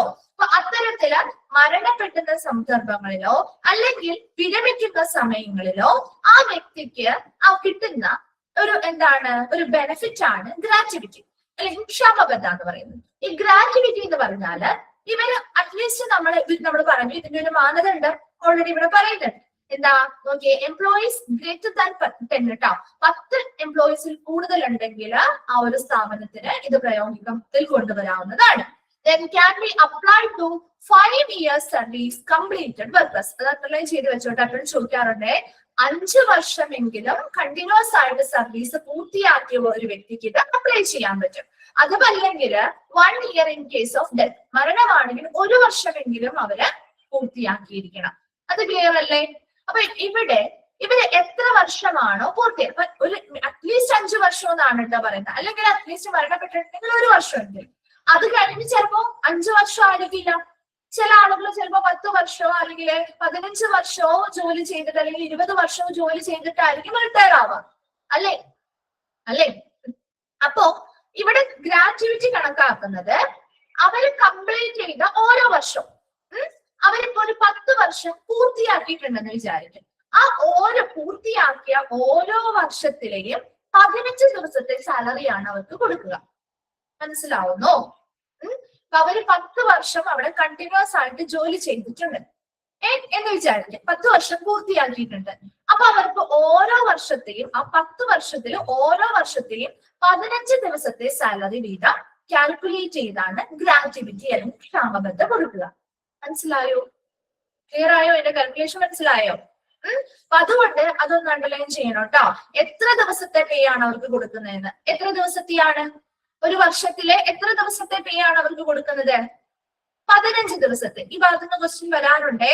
അപ്പൊ അതുകൊണ്ടാണ് പിന്നെ മിസ് പറയുന്നത് കേട്ടോ. 15 ദിവസത്തെ പേയ്മെന്റ് ആണ് കേട്ടോ. പൂർത്തിയാക്കിയ ഓരോ വർഷത്തെയും 15 ദിവസത്തെ പേയ്മെന്റ് ആണ് അല്ലെങ്കിൽ പേ ആണ് അവർക്ക് എംപ്ലോയീസിന് കാൽക്കുലേറ്റ് ചെയ്ത് നൽകുക. അതില് നൽകാനുള്ള കുറച്ച് മാനദണ്ഡങ്ങളുണ്ട് അല്ലെ? എന്തായിരിക്കണം? അറ്റ്ലീസ്റ്റ് ഒരു 5 ഇയർ എങ്കിലും അവര് കണ്ടിന്യൂസ് ആയിട്ടുള്ള സർവീസ് പൂർത്തിയാക്കിയിരിക്കണം. അതല്ല ഡെത്ത് ആണ് സംഭവം, മരണപ്പെട്ടിട്ടുണ്ടെങ്കിൽ 1 ഇയർ എങ്കിലും അവിടെ സർവീസ് പൂർത്തിയാക്കിയിട്ടുണ്ടായിരിക്കണം. അത്തരത്തിലുള്ള ആളുകൾക്ക് നമ്മൾ എന്ത് ചെയ്യുന്നു? ഗ്രാറ്റുവിറ്റി റിട്ടയർമെന്റ് ബോണസ് പോലെ കൊടുക്കുന്നുണ്ട്. ക്ലിയർ ആണോ? അത് മനസ്സിലായോ? വേഗം ഒന്ന് വായിച്ചു നോക്കിയേ. Payment of gratuity act.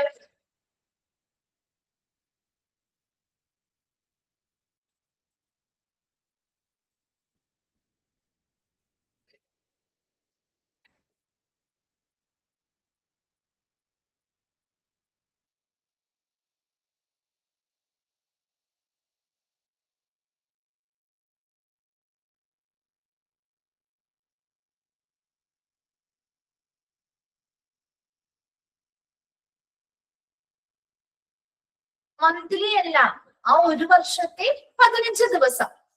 ഒരു വർഷത്തിലെ 15 ദിവസം അത് വെച്ചാ കൂട്ടല്ലേ. ഓരോ മാസത്തെ 15 അല്ല കേട്ടോ. ഒരു വർഷത്തിലെ 15 ദിവസം, അടുത്ത വർഷത്തിലെ 15 ദിവസത്തെ സാലറി, അങ്ങനെ.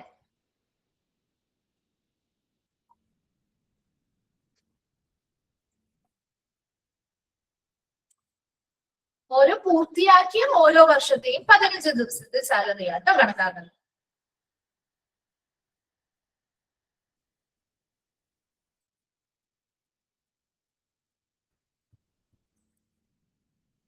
അയച്ചു കഴിഞ്ഞോ? ക്ലിയർ ആണോ? ഓക്കെ അല്ലേ? എവിടെ വരെ? ഓക്കെ അല്ലേ? ഓക്കെ, ശരി. നെക്സ്റ്റ് വൺ ആണ് payment of wages act 1936. Payment of wages ആക്ടില് നമ്മുടെ വേതന നിയമമാണ് കേട്ടോ. വേതന നിയമമാണ്. ഇതില് പ്രധാനമായിട്ടും ഈ ഒരു നിയമം പറയുന്നത് നമ്മുടെ ആളുകൾ, അതായത് എംപ്ലോയിഡ് പേഴ്സൺസിന്റെ വേജുമായി ബന്ധപ്പെട്ട നിയന്ത്രണങ്ങളാണ്. ഇത് നോക്കിയേ, statement of wages that shows all details. ഇവിടെ ഈ ഒരു നിയമത്തില് നമ്മുടെ വേജസുമായി ബന്ധപ്പെട്ട, നമ്മുടെ ശമ്പളവുമായി ബന്ധപ്പെട്ട അല്ലെങ്കിൽ വേതനവുമായി ബന്ധപ്പെട്ട എല്ലാ തരത്തിലുള്ള പ്രസ്താവനകളും ഡീറ്റെയിൽ ആയിട്ട് ഈ ഒരു നിയമത്തിൽ പറയുന്നുണ്ട്. ഇതില് രണ്ടാമത്തെ പോയിന്റ് ഇമ്പോർട്ടന്റ് ആണ് കേട്ടോ. Wages must be paid during the first 7 days of the month. ഒന്ന് അണ്ടർലൈൻ ചെയ്തിട്ടേ.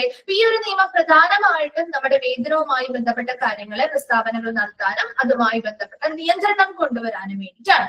അതുപോലെ തന്നെ തൊഴിൽ ചെയ്യുന്ന ഓരോ എംപ്ലോയീസിനും വർക്കേഴ്സിനും അവർക്ക് സാലറി ഒരു സമയബന്ധിതമായി തന്നെ റിസീവ് ചെയ്യാൻ അല്ലെങ്കിൽ സ്വീകരിക്കാനായിട്ട് സാധിക്കുന്ന രീതിയിലാണ് ഈ ഒരു നിയമം ചിട്ടപ്പെടുത്തിയിരിക്കുന്നത്. അപ്പൊ നമുക്കറിയാം ചില സ്ഥാപനങ്ങളിലൊക്കെ സാലറിക്ക് ഒരുപാട് ഡിലേ വരുത്തും അല്ലെ? അല്ലെങ്കിൽ ചിലപ്പോ മാസത്തിന്റെ അവസാനത്തിലേക്കോ അല്ലെങ്കിൽ പകുതിയിലേക്കോ ഒക്കെ പോയേക്കാം. ഈ ഒരു നിയമത്തിൽ പറയുന്നത് അങ്ങനെയൊന്നും അല്ല. എപ്പോഴാണ് നമ്മൾ ഒരു മാസത്തിൽ നമ്മുടെ സാലറി എപ്പോഴാണ് കിട്ടേണ്ടത്? മിക്ക സ്ഥാപനങ്ങളും ഫോളോ ചെയ്യുന്നത് ഈ ഒരു നിയമം വന്നേ പിന്നെയാണ് ആ ഒരു ഇതൊക്കെ വന്നത്. എപ്പോഴാണ് നമ്മുടെ സാലറി കിട്ടേണ്ടത്? ഒരു മാസത്തില് ആദ്യത്തെ ഫസ്റ്റ് 7 days കേട്ടോ. അതൊന്ന് അണ്ടർലൈൻ ചെയ്തിട്ടേക്കണേ. ഫസ്റ്റ് 7 days ഒന്ന് അണ്ടർലൈൻ ചെയ്തിട്ടേത് ചോദിക്കാറുണ്ട്. ഫസ്റ്റ് 7 days ആണോ ലാസ്റ്റ് 7 days ആണോ ചോദിക്കാറുണ്ട് കേട്ടോ. അപ്പൊ ഫസ്റ്റ് 7 daysല് wages must be paid during the first 7 days of the month. മാസത്തിലെ ആദ്യത്തെ 7 ദിവസത്തിനുള്ളിൽ തന്നെ അവർക്ക് പേയ്മെന്റ് അത്തരത്തില് സമയബന്ധിതമായ രീതിയിൽ അവിടുത്തെ വർക്കേഴ്സിന് ആ ഒരു പേയ്മെന്റ് എന്ത് ചെയ്യാം ലഭിക്കുന്നതിന് വേണ്ടിയിട്ടും മറ്റ് നിയന്ത്രണങ്ങൾ അവരുടെ വേജസുമായി ബന്ധപ്പെട്ട മറ്റ് നിയന്ത്രണങ്ങൾക്ക് വേണ്ടിയിട്ടുള്ള എല്ലാ തരത്തിലുമുള്ള പ്രസ്താവനകൾ നൽകിയിട്ടുള്ള ഒരു നിയമമാണ് വേജസ് ആക്ട് 1936 എന്ന് പറയുന്നത്. വായിച്ചു നോക്കിയത് ലാസ്റ്റ് പോയിന്റും അതുപോലെ തന്നെ ആ വർഷവും ഇമ്പോർട്ടന്റ് ആണ്.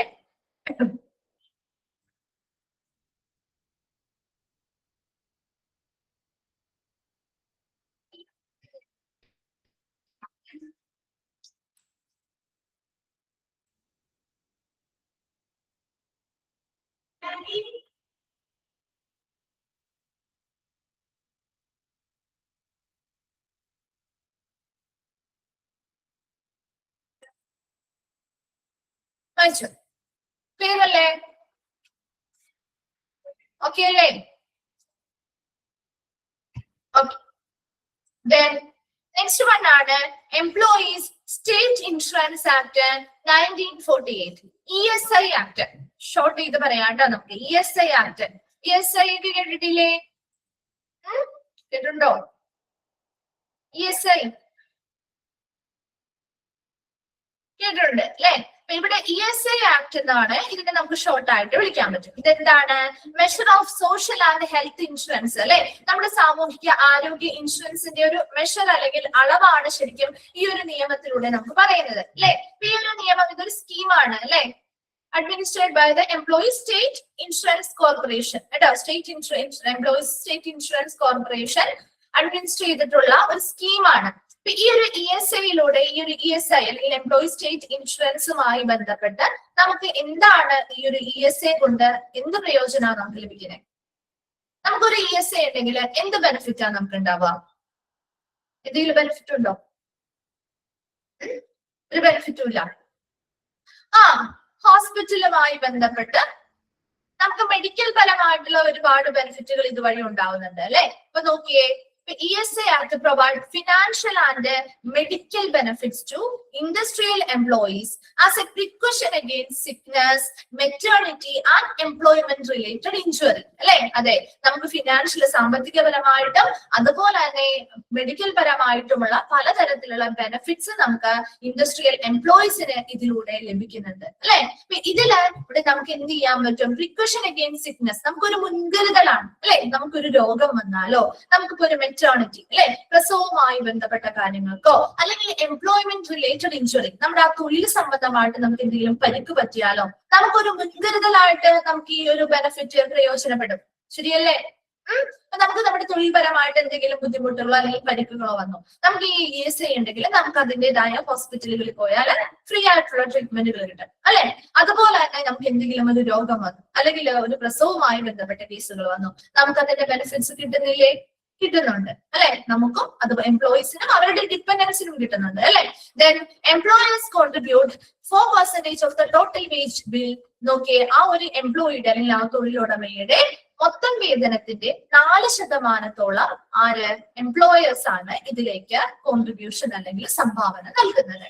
Then ESI is not applicable if hospitals are providing complete and free treatment to employees and dependents. അപ്പൊ ESI ആപ്ലിക്കബിൾ അല്ലാത്ത ഹോസ്പിറ്റലിന്റെ കാര്യമായിട്ടാ പറയുന്നത്. ഇത് ചോദിക്കാറുള്ളതാണ്. If hospital as providing complete and free treatment, ഒരു ഹോസ്പിറ്റല് പൂർണ്ണമായിട്ടും ഫ്രീ ആയിട്ടുള്ള ഒരു ട്രീറ്റ്മെന്റ് കൊടുക്കാറ്. അപ്പൊ നോക്കിയേ, ഫ്രീ ആയിട്ട് പൂർണ്ണമായിട്ടും കംപ്ലീറ്റ് ആയിട്ട് ഫ്രീ ആയിട്ടുള്ള ട്രീറ്റ്മെന്റ് അവിടുത്തെ എംപ്ലോയീസിനും അവരുടെ ഡിപ്പെൻഡൻസ് അല്ലെങ്കിൽ ആശ്രിതർക്കും നൽകുകയാണെങ്കിൽ അപ്പൊ ആ ഒരു ESI ആക്ട് ആ ഹോസ്പിറ്റലിൽ പ്രായോഗികമാണോ? ആക്കേണ്ട കാര്യമുണ്ടോ? ഉണ്ടോ? പ്രയോഗത്തിൽ കൊണ്ടുവരേണ്ട കാര്യമുണ്ടോ? കാരണം അവർ ഓൾറെഡി എന്ത് ചെയ്യുന്നുണ്ട്? കംപ്ലീറ്റ് ആൻഡ് ഫ്രീ ആയിട്ടുള്ള ട്രീറ്റ്മെന്റുകൾ അവരുടെ എംപ്ലോയീസിനും അവരുടെ ഡിപ്പെൻഡൻസിനും കൊടുക്കുന്നുണ്ട്. സോ അത്തരത്തിലുള്ള കേസുകളിൽ ഈ ESI അവിടെ ബാധകമല്ല. മനസ്സിലാവുന്നോ? ദെൻ അതുവരെയും അവിടെ മെഡിക്കൽ പ്രൊഫഷണൽ ആക്ട് എന്ന് പറയുന്നത് അടുത്തതിന്റെ ഹെഡിങ് ആണ് കേട്ടോ. അപ്പൊ അത് നിങ്ങൾ ഒന്ന് അണ്ടർലൈൻ ചെയ്തിട്ടാ മതി. ഇവിടെ വരെയും നോക്കാം കേട്ടോ. ഇപ്പൊ ESI ആക്ട് എന്ന് പറഞ്ഞാല് നമ്മൾ എന്താ പറഞ്ഞത്? എംപ്ലോയീസ് സ്റ്റേറ്റ് ഇൻഷുറൻസ് ആക്ട് 1936 എന്ന, അതായത് 6 ആണ്. അത് വർഷം, നിലവിൽ വന്ന വർഷം ഇമ്പോർട്ടന്റ് ആണ് കേട്ടോ. 1948 കേട്ടോ. നമ്മൾ വർഷം നിലവിൽ വന്ന വർഷം ഇമ്പോർട്ടന്റ് ആണ്. ഓരോന്നിന്റെയും വർഷങ്ങൾ നിങ്ങൾ പഠിച്ചു വെക്കുന്നുണ്ട്. ഇത് എന്ന് നിലവിൽ വന്നു എന്ന് എപ്പോഴും ചോദിക്കാറുണ്ട്. അത് പിറ്റലായിട്ട് പതിവായിട്ട് ഓരോ പല പല നിയമങ്ങളായിരിക്കും. എല്ലാ പ്രാവശ്യവും സെയിം നിയമങ്ങൾ തന്നെ ആയിരിക്കണം ചോദിക്കണം എന്നില്ല. പക്ഷെ ഇയേഴ്സ് കണ്ടിന്യൂസ് ആയിട്ട് ഒരു ക്വസ്റ്റ്യൻ അതിൽ നിന്ന് എപ്പോഴും വരാറുണ്ട്. അതുപോലെ തന്നെ ഇൻഡസ്ട്രിയൽ ഡിസ്പ്യൂട്ട് ആക്ടിൽ നിന്നൊക്കെ എപ്പോഴും ക്വസ്റ്റ്യൻ വരാറുള്ള ഭാഗമാണ്. പിന്നെ അതുപോലെ നമ്മുടെ ഗ്രാറ്റുവിറ്റി ആക്ട്, ഈ ഒരു ഭാഗത്ത് നിന്ന് ഗ്രാറ്റുവിറ്റി ആക്ടിൽ നിന്ന് 2-3 ക്വസ്റ്റ്യൻസ് വരാറുണ്ട് കേട്ടോ. ആ ഇയേഴ്സ് തമ്മില് അല്ലെങ്കിൽ ആ ഡേയ്സ് തമ്മിൽ ഉള്ളതൊക്കെ. അതുപോലെ ഫസ്റ്റ് 7 days ചോദിക്കാറുണ്ട്. ഇതിൽ നിന്നാണെങ്കിൽ ഈ ഒരു എംപ്ലോയീസ് സ്റ്റേറ്റ് ഇൻഷുറൻസ് ആക്ട് അല്ലെങ്കിൽ ESA ആക്ട് വഴി എന്താണ് കിട്ടുന്നത്? Provide financial and medical benefits to industrial employees as a precaution against sickness, maternity and employment related insurance. So ഇത്തരത്തിലുള്ള കാര്യങ്ങൾക്ക് വേണ്ടിയിട്ടുള്ള ഒരു മുൻകരുതലായിട്ട് അവർക്ക് ഫിനാൻഷ്യൽ ആൻഡ് മെഡിക്കൽ ബെനിഫിറ്റുകൾ പ്രൊവൈഡ് ചെയ്യുന്ന ഒരു നിയമമാണ് എംപ്ലോയീസ് സ്റ്റേറ്റ് ഇൻഷുറൻസ് ആക്ട് എന്ന് പറയുന്നത്. അതുപോലെ തന്നെ നെക്സ്റ്റ് ചോദിക്കാവുന്ന ഒരു ക്വസ്റ്റ്യൻ ആണ് ESA is not applicable. എപ്പോഴാണ് ബാധകമല്ലാതാവുന്നത്? If hospital are providing complete and free treatment to employees and their dependents, ആ സമയങ്ങളിൽ അത്തരം സിറ്റുവേഷനിൽ ഇത് ആ ഹോസ്പിറ്റലിൽ പ്രായോഗികമല്ല അല്ലെങ്കിൽ ബാധകമല്ല. അവിടെ വരെ വേഗം വായിച്ചു നോക്കി. മെഡിക്കൽ പ്രൊഫഷണൽ ആക്ട് എന്ന് പറയുന്നത് അടുത്തതിന്റെ ഹെഡിങ് ആണ് കേട്ടോ.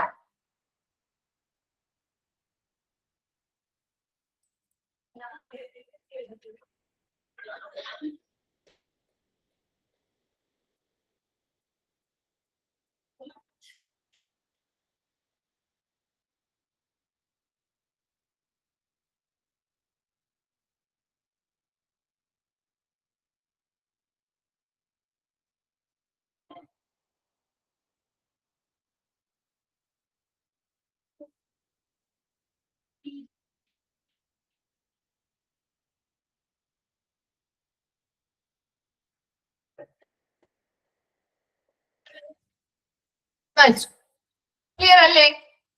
ഓക്കെ അല്ലേ? അപ്പൊ നമ്മൾ ജനറൽ ആക്ട് കംപ്ലീറ്റ് ആയി കേട്ടോ.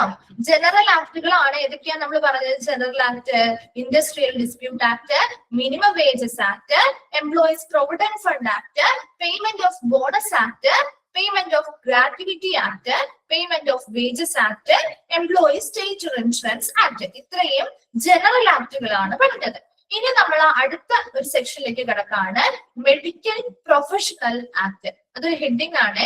മെഡിക്കൽ പ്രൊഫഷണൽ ആക്ടുകളിലുള്ള ആക്ടുകളെ കുറിച്ച് അല്ലെങ്കിൽ നിയമങ്ങളെ കുറിച്ചാണ് നമ്മൾ മെഡിക്കൽ പ്രൊഫഷനുമായി ബന്ധപ്പെട്ട കുറച്ച് നിയമങ്ങൾ. അതാണ് നമ്മൾ ഇനി പഠിക്കാൻ പോകുന്നത്. അതിൽ ഫസ്റ്റ് വൺ ആണ് ഇന്ത്യൻ മെഡിക്കൽ കൗൺസിൽ ആക്ട് 1933.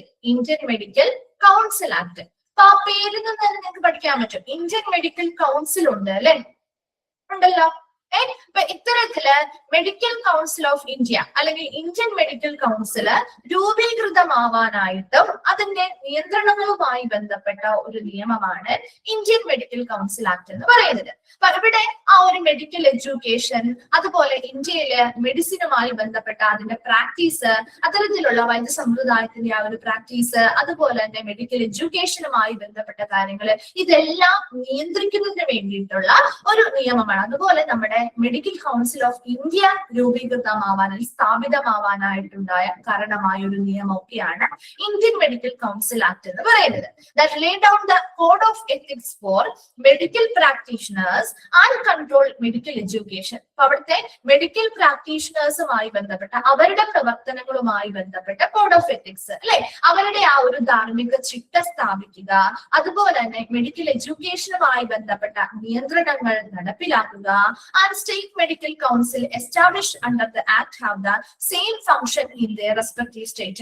അപ്പൊ ഇന്ത്യൻ മെഡിക്കൽ കൗൺസിൽ അല്ലെങ്കിൽ മെഡിക്കൽ കൗൺസിൽ ഓഫ് ഇന്ത്യയുടെ കീഴിൽ അതാത് സംസ്ഥാനങ്ങളിൽ ഇതുപോലെയുള്ള സ്റ്റേറ്റ് മെഡിക്കൽ കൗൺസിലുകൾ ഇതിന്റെ കീഴിൽ രൂപീകൃതമായിട്ടുണ്ട്.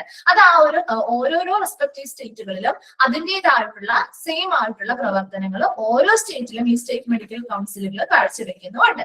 Then recognition of teaching hospital are centrally controlled by IMC. അപ്പൊ ഈ ഒരു ടീച്ചിങ് ഹോസ്പിറ്റൽ ഇപ്പൊ നമ്മൾ ഓൾറെഡി പറഞ്ഞിരുന്നു, മെഡിക്കൽ എഡ്യൂക്കേഷനുമായി ബന്ധപ്പെട്ട കാര്യങ്ങളൊക്കെ നിയന്ത്രിക്കുന്നതിന് വേണ്ടിയിട്ട് കൂടിയുള്ള ഒരു നിയമമാണ്. അതിന് നമ്മുടെ ഓരോ സ്റ്റേറ്റിലെ അല്ലെങ്കിൽ എന്താണ് മെഡിക്കൽ കൗൺസിൽ ഓഫ് ഇന്ത്യ ആണ് അതിന് അംഗീകാരങ്ങളും കാര്യങ്ങളും ഒക്കെ നൽകുന്നത്. സോ ഇത്തരത്തില് ഇന്ത്യൻ മെഡിക്കൽ കൗൺസിലുമായി ബന്ധപ്പെട്ട ഇപ്പൊ ടീച്ചിങ് ഹോസ്പിറ്റൽ മെഡിക്കൽ എഡ്യൂക്കേഷൻസ് നൽകുന്ന ടീച്ചിങ് കൊടുക്കുന്ന ഹോസ്പിറ്റലുകളുണ്ട് അല്ലെ. ട്രെയിനിങ് ആൻഡ് ടീച്ചിങ് ഒക്കെ കൊടുക്കുന്ന എഡ്യൂക്കേഷൻസ് ഒക്കെ കൊടുക്കുന്ന ഹോസ്പിറ്റലുകളില്ലേ? ഉണ്ടോ? ഇല്ലേ?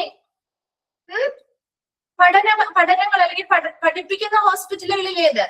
മെഡിക്കൽ കോളേജുകൾ പോലെയുള്ള ഹോസ്പിറ്റലുകൾ.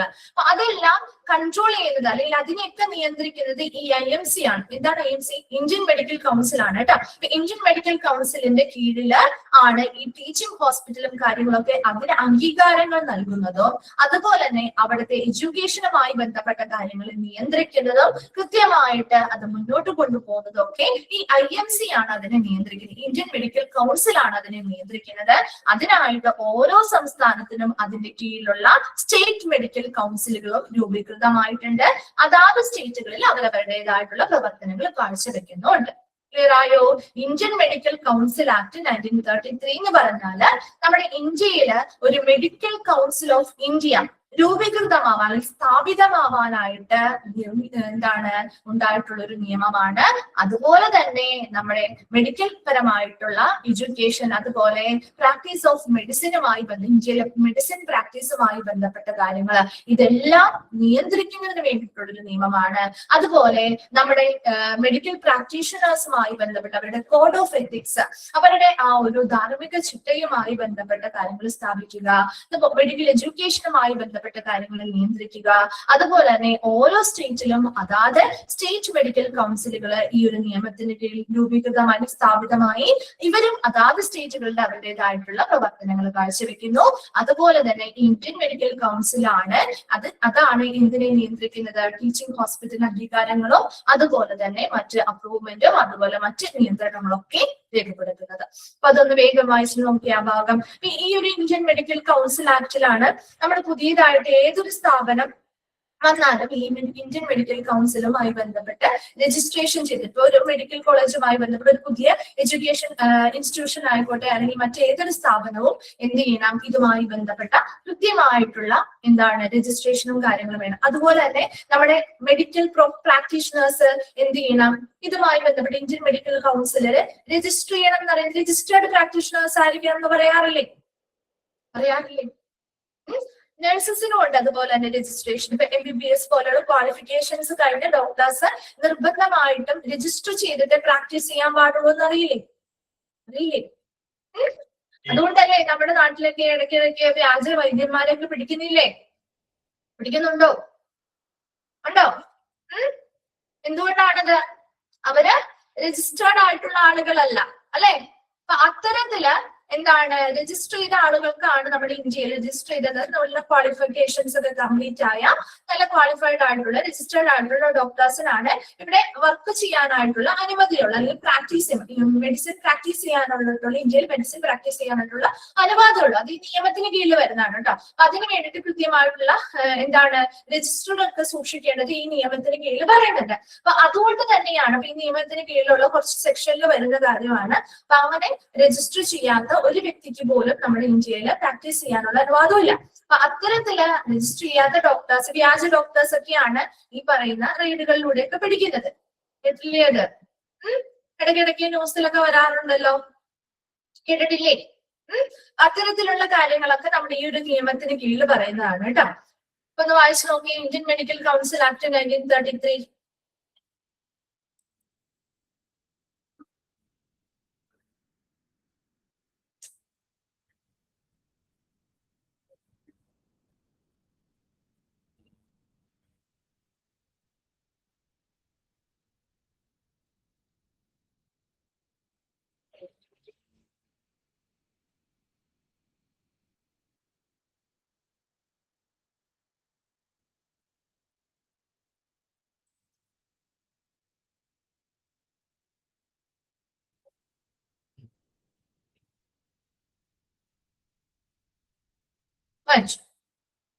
അപ്പൊ അടുത്തതാണ്. ക്ലിയർ ആണല്ലോ അല്ലെ? ഓക്കെ അല്ലേ? Indian medical council act. അടുത്തത് Indian nursing council act 1947. Indian nursing council act കേട്ടോ. നഴ്സിംഗ് കൗൺസിൽ ആക്ട് 1947 1947 ഈ നിയമം നിലവിൽ വരുന്നത്.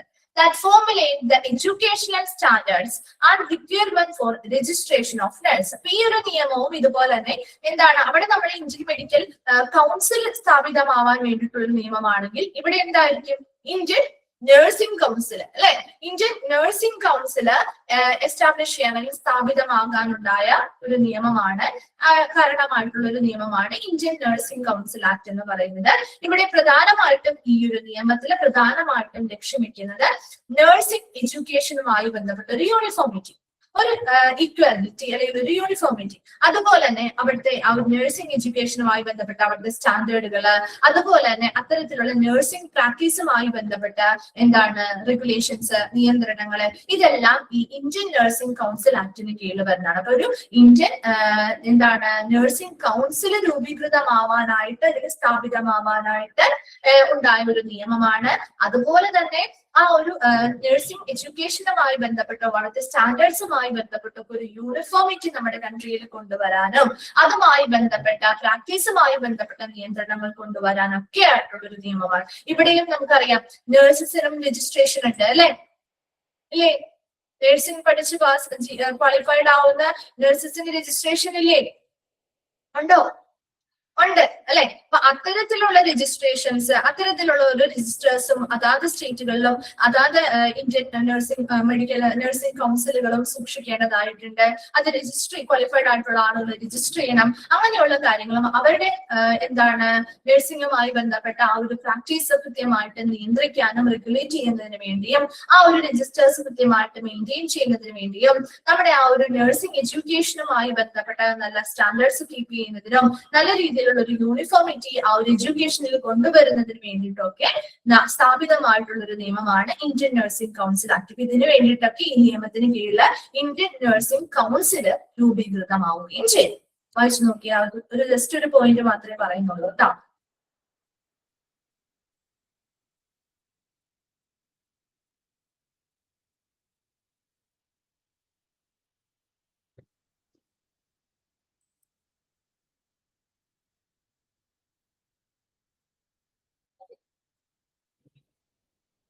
ഓക്കെ,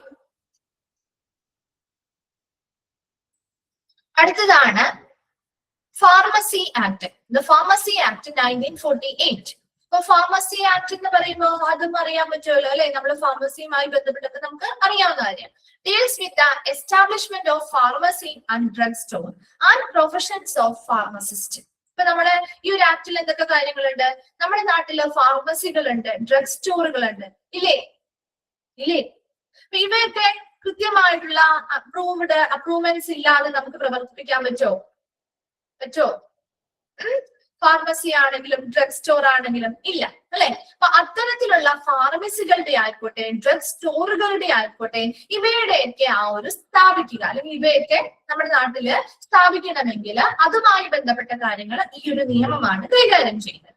അതുപോലെ തന്നെ പ്രൊഫഷൻസ് ഓഫ് ഫാർമസിസ്റ്റുകളുടെയൊക്കെ പ്രൊഫഷനുമായി ബന്ധപ്പെട്ട കാര്യങ്ങളും ഈ ഒരു നിയമത്തിന് കീഴിലാണ് എന്ത് ചെയ്യുന്നത്, കൈകാര്യം ചെയ്യുന്നത്. അപ്പൊ ആ ഒരു ഫാർമസിയുമായി ബന്ധപ്പെട്ട എഡ്യൂക്കേഷൻ ആയിക്കോട്ടെ അവരുടെ പ്രാക്ടീസ് ആയിക്കോട്ടെ മുതലായ കാര്യങ്ങളുടെയൊക്കെ ആ ഒരു ക്വാളിറ്റി അല്ലെങ്കിൽ ഗുണനിലവാരം ഈ ഒരു നിയമത്തിന് കീഴിൽ ഉറപ്പുവരുത്തുന്നുണ്ട്. അതോടൊപ്പം തന്നെ ക്വാളിഫൈഡ് ആയിട്ടുള്ള ഒരു ഫാർമസിസ്റ്റുമായി ബന്ധപ്പെട്ട രജിസ്ട്രേഷനും ഈ ഒരു രജിസ്റ്റർ നമ്മൾ നേരത്തെ നഴ്സിംഗുമായി ബന്ധപ്പെട്ട ഒരു രജിസ്റ്റർ ഉണ്ട്, അതുപോലെ മെഡിക്കൽ പ്രൊഫഷണൽസുമായി ബന്ധപ്പെട്ട ഒരു രജിസ്റ്റർ കീപ്പ് ചെയ്യണം എന്ന് പറഞ്ഞില്ലേ. അതുപോലെ ഫാർമസിസ്റ്റുകൾക്കും രജിസ്ട്രേഷൻ വേണ്ടേ? ക്വാളിഫൈഡ് ആയിട്ടുള്ള ഫാർമസിസ്റ്റുകൾ രജിസ്റ്റർ ചെയ്യണോ? ഇപ്പൊ മെഡിക്കൽ ഷോപ്പുകളോ അല്ലെങ്കിൽ നമ്മുടെ ഡ്രഗ് സ്റ്റോറുകളോ ഫാർമസിയോ ഒക്കെ പ്രവർത്തിക്കുന്നത് കണ്ടിട്ടുണ്ടോ? ഏതെങ്കിലും ഹോസ്പിറ്റലിൽ പോകുമ്പോൾ ഹോസ്പിറ്റലിലെ ഫാർമസി ഏത് ഫാർമസിസ്റ്റിന്റെ കീഴിലാണ് രജിസ്റ്റർ ചെയ്തിരിക്കുന്നത് എന്ന് അവരവിടെ എഴുതി വെച്ചിട്ടുണ്ടോ? ശ്രദ്ധിച്ചിട്ടുണ്ടോ? അത് കണ്ടിട്ടുണ്ടോ? ആരുടെങ്കിലും ഒരാളുടെ പേരിലായിരിക്കും അത് രജിസ്റ്റർ ചെയ്തിരിക്കുക. ശ്രദ്ധിച്ചിട്ടുണ്ടോ? ഇല്ല, ചിലരൊക്കെ കണ്ടിട്ടുണ്ട് അല്ലെ. അപ്പൊ അവിടെ എഴുതി വെച്ചിട്ട് ഏത് ഫാർമസിസ്റ്റിന്റെ പേരിലാണ് അത് രജിസ്റ്റർ ചെയ്തിരിക്കുന്നത്. അതുപോലെ നമ്മുടെ ഓരോ മെഡിക്കൽ ഷോപ്പുകൾ പ്രവർത്തിക്കണമെങ്കിലും ഒരു ഫാർമസിസ്റ്റിന്റെ രജിസ്റ്റേർഡ് ആയിട്ടുള്ള ഫാർമസിസ്റ്റിന് മാത്രമേ അതിനുള്ള അപ്രൂവൽ അല്ലെങ്കിൽ അംഗീകാരം കിട്ടുള്ളൂ. അത്തരത്തിലുള്ള സ്ഥാപനം തുടങ്ങാനുള്ള ഒരു അനുമതി കിട്ടുള്ളൂ. അപ്പൊ അവരുടെ ആരുടെങ്കിലും പേരിലായിരിക്കും അല്ലെങ്കിൽ അവരുടെ കീഴിലായിരിക്കും നമുക്ക് ആ ഒരു സ്ഥാപനം എന്ത് ചെയ്യാൻ പറ്റുക, ലൈസൻസ് കിട്ടുക. അപ്പൊ അവരുടെ ആ ഒരു പേരിലായിരിക്കും അല്ലെങ്കിൽ അവരുടെ കീഴിലായിരിക്കും നമുക്ക് ആ ഒരു സ്ഥാപനം പ്രവർത്തിക്കാൻ പറ്റും. അപ്പൊ അതാ മാത്രമേ അവർക്ക് ഇതിനുള്ള അംഗീകാരം അല്ലെങ്കിൽ ലൈസൻസ് പോലുള്ള കാര്യങ്ങൾ കിട്ടുള്ളൂ. അപ്പൊ ഇവിടെ ആ ഒരു ഫാർമസിസ്റ്റുകളുടെ ആ ഒരു ക്വാളിഫൈഡ് ആയിട്ടുള്ള ഫാർമസിസ്റ്റുകളുടെ രജിസ്റ്റർ കൃത്യമായിട്ട് മെയിൻറ്റെയിൻ ചെയ്യുക, അവരുടെ ആ ഒരു ഫാർമസിയുമായി ബന്ധപ്പെട്ട എഡ്യൂക്കേഷൻ ആയിക്കോട്ടെ, പ്രാക്ടീസ് ആയിക്കോട്ടെ, അതിൽ നല്ലൊരു ക്വാളിറ്റി മെയിൻറ്റെയിൻ ചെയ്യുക. അതുപോലെ തന്നെ ഇത് ഫാർമസി കൗൺസിൽ ഓഫ് ഇന്ത്യ, നമ്മള് നഴ്സിംഗ് കൗൺസിൽ ഓഫ് ഇന്ത്യ പറയുന്നില്ലേ, അതുപോലെ തന്നെ ഫാർമസി കൗൺസിൽ ഓഫ് ഇന്ത്യ ഉണ്ട്. അത് രൂപീകൃതമാവാനൊക്കെ ആയിട്ടുള്ള ഒരു കാരണമായിട്ടുള്ള ഒരു നിയമം കൂടിയാണ് ദ ഫാർമസി ആക്ട് 1948 എന്ന് പറയുന്നത്. അപ്പോ ഒരു ഫാർമസി അല്ലെങ്കിൽ ഡ്രഗ് സ്റ്റോർ മുതലായവയുടെ സ്ഥാപനവുമായി ബന്ധപ്പെട്ട് പ്രൊഫഷൻ ഓഫ് ഫാർമസിസ്റ്റുകളുടെ പ്രൊഫഷനുമായി ബന്ധപ്പെട്ട് കാര്യങ്ങളൊക്കെ കൈകാര്യം ചെയ്യുന്ന ഒരു നിയമമാണ് ദ ഫാർമസി ആക്ട് 1948 എന്ന് പറയുന്നത്. And a hospital has to attain a drug license if it sells drug across the counter. അല്ലെ, അപ്പൊ നമുക്കറിയാം ഹോസ്പിറ്റലിലെ ഫാർമസിയിലാണെങ്കിൽ പോലും അവർക്ക് ആ കൗണ്ടറിൽ നിന്ന് മരുന്നുകൾ വിതരണം ചെയ്യണമെങ്കിൽ എന്ത് വേണം? ഡ്രഗ് ലൈസൻസ് വേണം. അല്ലെ, ഡ്രഗ് ലൈസൻസ് വേണം. Only registered pharmacist can distribute license. അപ്പൊ അതിന് വേണ്ടിയിട്ട് അവിടെ ലൈസൻസ് വേണമെങ്കിൽ ആർക്ക് മാത്രമേ ലൈസൻസ് കൊടുക്കുള്ളൂ? രജിസ്റ്റേർഡ് ആയിട്ടുള്ള ഫാർമസിസ്റ്റുകൾക്ക് മാത്രമേ അത് വിതരണം ചെയ്യാനായിട്ടുള്ള ഒരു അനുമതി കിട്ടുകയുള്ളൂ. അതുകൊണ്ട് രജിസ്റ്റേർഡ് ഫാർമസിസ്റ്റുകളുടെ എന്താണ് പേരിലൂടെയാണ് നമ്മൾ ആ ഒരു ലൈസൻസ് എടുക്കുന്നതും അവിടെ ഡ്രഗ്സ് വിതരണം ചെയ്യുന്നതും. ക്ലിയർ ആണോ? ഫാർമസി ആക്ട് 1948 മനസ്സിലായോ? ഒന്ന് വായിച്ചു നോക്കി വേഗം.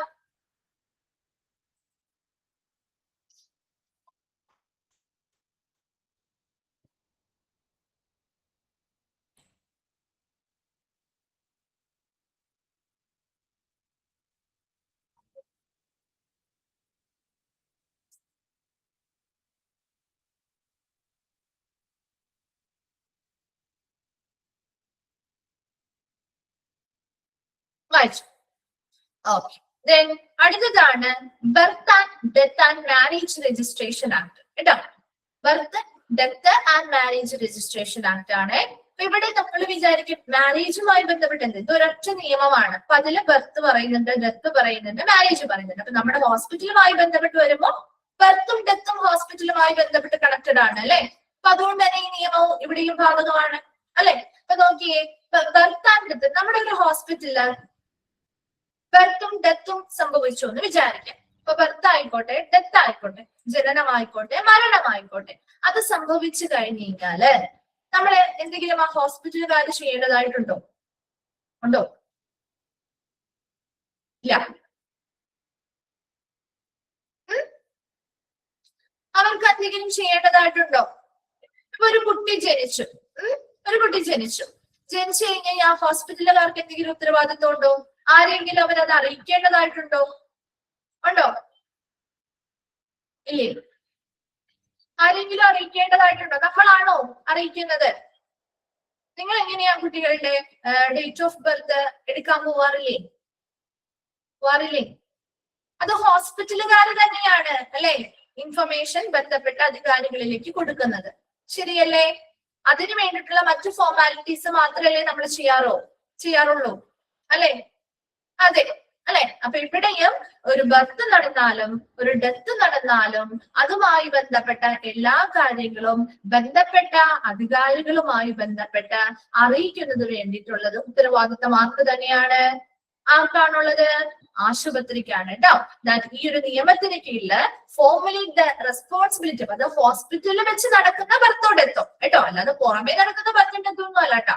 ഹോസ്പിറ്റലിനുള്ളിൽ ഒരു മരണമോ ജനനമോ നടന്നിട്ടുണ്ടെങ്കിൽ അതുമായി ബന്ധപ്പെട്ട formulate the responsibility of hospital concerning informing birth and death in ഹോസ്പിറ്റലിൽ നടന്ന ബർത്തോ ഡെത്തോ മുതലായ കാര്യങ്ങള് ബന്ധപ്പെട്ട അധികാരികൾക്ക് ഇൻഫോം ചെയ്യാനായിട്ട് അല്ലെങ്കിൽ അറിയിപ്പ് നൽകുന്നതിന് വേണ്ടിയിട്ടുള്ള ഉത്തരവാദിത്തം ആരിലേക്കാണ് നിയമത്തിൽ കൊടുക്കുന്നത്? ആരിലേക്കാണ് റെസ്പോൺസിബിൾ ആയിട്ടുള്ളത്? ഹോസ്പിറ്റൽ അല്ലെങ്കിൽ ആശുപത്രിയുടെ ഉത്തരവാദിത്തമാണെന്നാണ് പറയുന്നത്. And they should be notified immediately to the local municipal authority and registrar's office. അവർ ഇമ്മീഡിയറ്റ് ആയിട്ട് ഒരു ബർത്ത് നടന്നിട്ടുണ്ടെങ്കിൽ ഒരു ഡെത്ത് നടന്നിട്ടുണ്ടെങ്കിൽ ഇമ്മീഡിയറ്റ് ആയിട്ട് അല്ലെങ്കിൽ ഉടനെ തന്നെ അവർ ആരെ അത് അറിയിക്കണം? ആരെ അറിയിക്കണ്ടേ? ലോക്കൽ മുനിസിപ്പൽ അതോറിറ്റി, അതുപോലെ തന്നെ രജിസ്ട്രാർസ് ഓഫീസ് കേട്ടോ. അത് ചോദിക്കാറുള്ളതാണ്. ഒന്ന് അണ്ടർലൈൻ ചെയ്ത് വെച്ചോട്ടോ. ആരെയാണ് നമ്മൾ അത് നോട്ടിഫൈ ചെയ്യേണ്ടത്? ഹോസ്പിറ്റലുകാര് ഇങ്ങനൊരു ബർത്തോ ഡെത്തോ നടന്നിട്ടുണ്ടെങ്കിൽ ഉടനെ തന്നെ അത് ആരെ അറിയിക്കേണ്ടത്? ലോക്കൽ മുനിസിപ്പൽ അതോറിറ്റിയെയും രജിസ്ട്രാർസ് ഓഫീസിനെയും. Okay okay. അപ്പൊ ഈ ഒരു നിയമം നമ്മുടെ ഹോസ്പിറ്റലുമായി ബന്ധപ്പെട്ട ബർത്തും ഡെത്തുമായി, മാരേജ് നമ്മുടെ ഇവിടെയുമായിട്ട് ബന്ധപ്പെട്ട് വരുന്നതല്ല.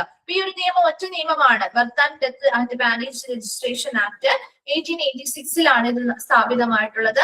ഇത് എന്താണ് കൊടുക്കുന്നത്? ഈ നിയമത്തിന് കീഴിൽ ഒരു ഹോസ്പിറ്റലിൽ ബർത്തോ ഡെത്തോ സംഭവിച്ചിട്ടുണ്ടെങ്കിൽ അതുമായി ബന്ധപ്പെട്ട പൂർണ്ണ ഉത്തരവാദിത്വവും അല്ലെങ്കിൽ അതുമായി ബന്ധപ്പെട്ട എന്താണ് അംഗീകൃതമായിട്ടുള്ള ആളുകൾക്ക് വിവരം കൈമാറാനുള്ള ഉത്തരവാദിത്വം ഹോസ്പിറ്റലിനാണെന്നാണ് പറയുന്നത്. അത്തരത്തില് ഉടനെ എന്ത് ചെയ്യുക? ബർത്തോ ഡെത്തോ സംഭവിച്ചിട്ടുണ്ടെങ്കിൽ ഇമ്മീഡിയറ്റ് ആയിട്ട് തന്നെ ലോക്കൽ മുനിസിപ്പൽ അതോറിറ്റിക്കോ രജിസ്ട്രാർസ് ഓഫീസിലേക്കോ എന്താണ് ജസ്റ്റ് ഇവിടെ പറയേണ്ടതായിട്ടുള്ള 1886 ആണ് കേട്ടോ. 1886. ഇത് ഇവിടെയുള്ള ഇയേഴ്സ് ആണ് കേട്ടോ ചോദിക്കുള്ളൂ, അല്ലാതെ പുറമേ നിന്നൊന്നും ചോദിക്കാറില്ല കേട്ടോ. അതുകൊണ്ടാണ് മിസ് പിന്നെ അങ്ങനെ എടുത്ത് പറയാതിരുന്നത്. ഓക്കെ, വേഗം ഒന്ന് വായിച്ചു നോക്കിയേ. Birth and death and marriage registration act.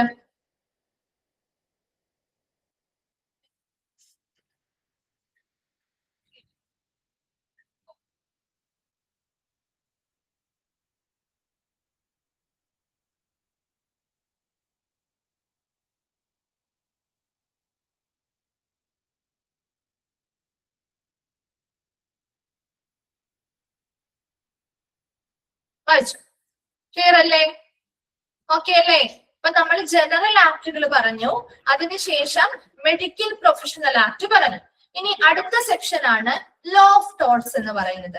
അത് നമുക്ക് നെക്സ്റ്റ് ക്ലാസ്സിൽ എടുക്കാം കേട്ടോ. അത് ഒരുമിച്ച് പറയേണ്ട കാര്യമാണ്, എന്നാലും നിങ്ങൾക്ക് ഒന്ന് അത് മനസ്സിലാക്കി എടുക്കാൻ പറ്റുള്ളൂ. അപ്പൊ ലോ ഓഫ് ടോർട്സ് നെക്സ്റ്റ് ക്ലാസ്സിൽ പറയാം. അപ്പൊ ഇവിടെ വരെ birth and death and marriage registration act വരെ നെക്സ്റ്റ് ക്ലാസ്സിൽ വരുമ്പോൾ വായിച്ചിട്ട് വരാം. ഡൗട്ട്സോ കാര്യങ്ങളോ ഉണ്ടെങ്കിൽ ചോദിക്കാം കേട്ടോ.